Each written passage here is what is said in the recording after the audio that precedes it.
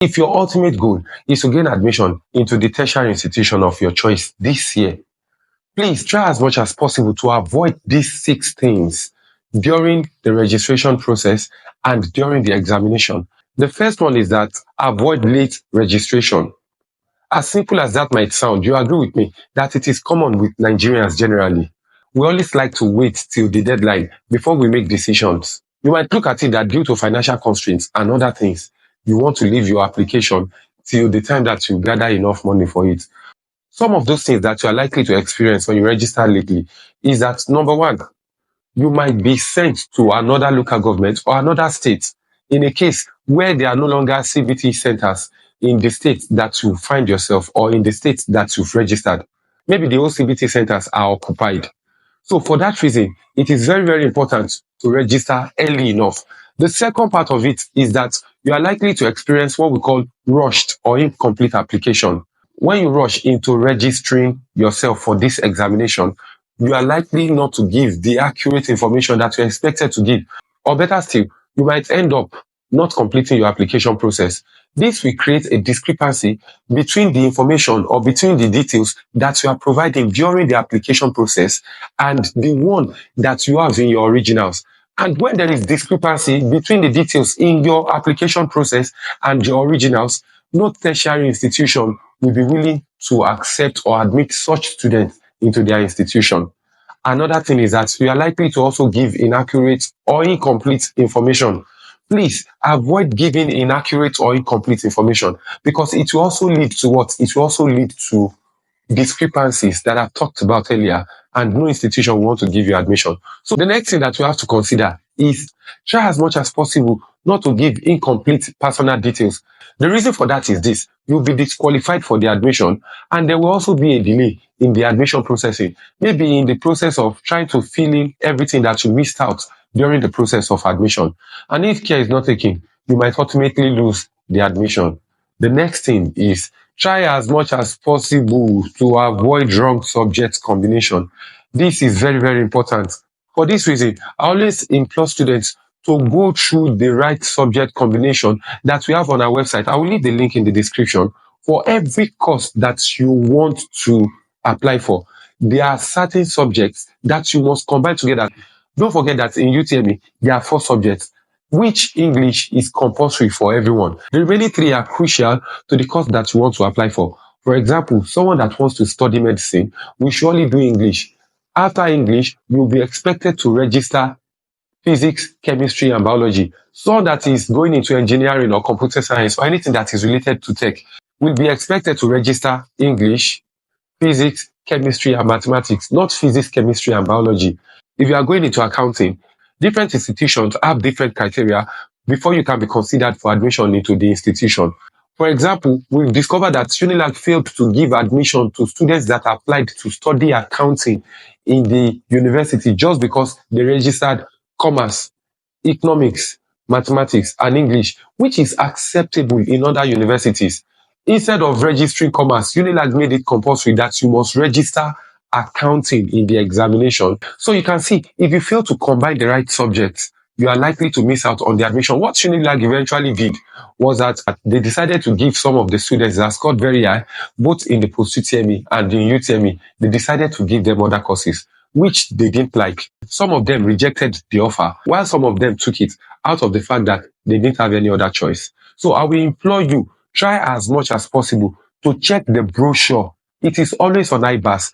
Check the brochure of each university and see the subject that is required. See the subject that is required for the course you are applying for. Because you might be surprised that what is acceptable in a university might not be in another university. The next thing is incomplete or incorrect O-level results. Please try as much as possible to have all the necessary subjects. Make credits in all the necessary subjects that you are using for application into any tertiary institution in Nigeria. Okay, you must have passed English. And when I talk about pass, I'm not talking about D7 or E8. I'm talking about at least a minimum of C6 in English, in mathematics, and in 3 other subjects that are related to your discipline. Please do not apply if you do not make any of these subjects. If you are in art and you are planning to study mass communication or law, and you did not make literature in English in your examination, that is during your O-level examination, please don't even think of it, because you'll not be considered for admission. Some institutions will allow any student that didn't pass literature in the O-level, they might allow you to apply for courses like political science, provided you have passed other relevant subjects and you have them in your O-level. So please, when you are applying, make sure that you have your complete O-level results.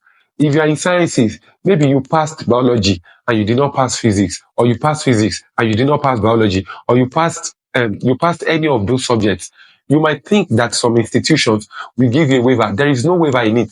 You see, 5 subjects are compulsory for you to be considered for an admission into any tertiary institution if you are in the science department, and the subjects are English, mathematics, physics, chemistry, and biology. Any other subject can come later. If you do not pass any of this, or better still, you have a deficiency in any of this, I will implore you to go back and write O level again. That is why we have GC for both WAEC and NECO. We also have WAEC and NECO for school candidates. So you can decide to write any of this again, but just make sure that you have complete O level result. If you do not have it, the danger is that you will not just waste your money in purchasing the form and in every other thing. You discover that you will not be given admission in the long run. You might have wasted money. And another thing is, some agents, some of these unscrupulous elements that call themselves agents, they might walk up to you that, don't worry, we'll help you to pad it.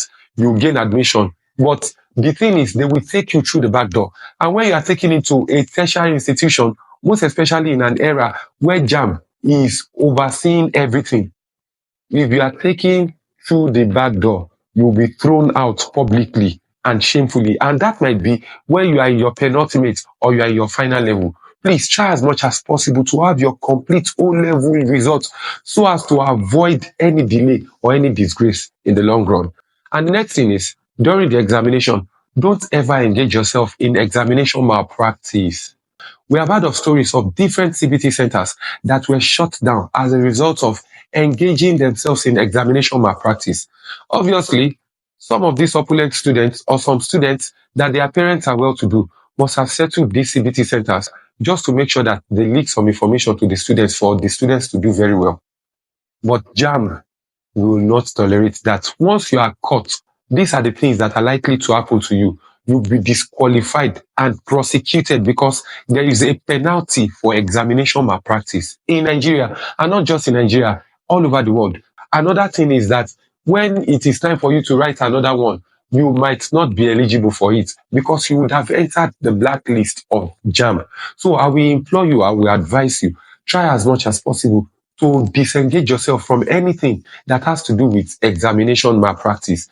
The last thing that you are likely to experience as a result of engaging yourself in examination malpractice is that your reputation will be damaged. What is the essence of trying to pass unscrupulously and giving up your reputation as a result of that? So I will implore you, as students that have great future, do not engage yourself in examination malpractice, because it is very dangerous for your future.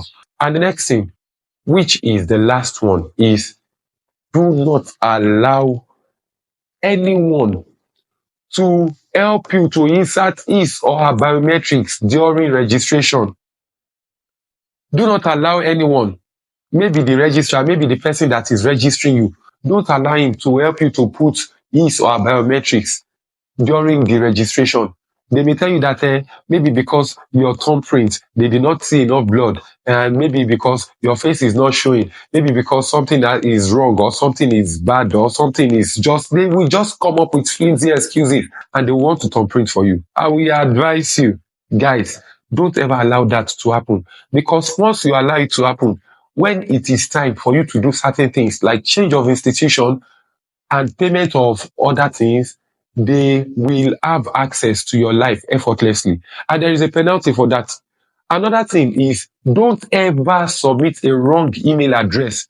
Any email address that you want to use, make sure that you have access to that email. Make sure that you have the password backed up somewhere. Or better still, make sure that you have another email that is a recovery email for that email.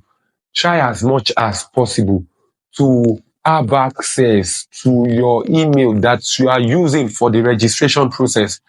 And once you understand all these that I've mentioned, you discover that your admission processing into any tertiary institution in Nigeria will be seamless and effortless.